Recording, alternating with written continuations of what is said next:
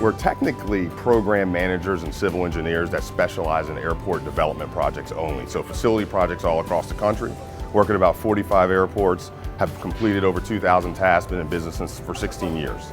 In the post-pandemic world, there was COVID-19, but there's a potential for COVID-20 and 21. So air purification is obviously a huge concern for airports, and it's really about installing confidence in the passengers.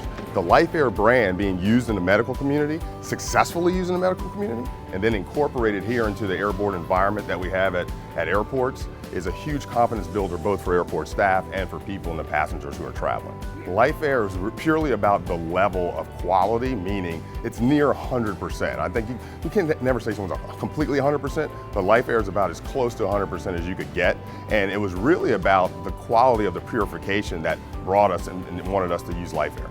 Once we get the facility completed and built, it'll be back of house. The system's back of house, but we will broadcast the level of purification and the state-of-the-art system that's being brought to the table here in the Valley. In the post-pandemic traveling world at airports, I see LifeAire and air purification becoming a huge asset to building confidence to passengers traveling every day.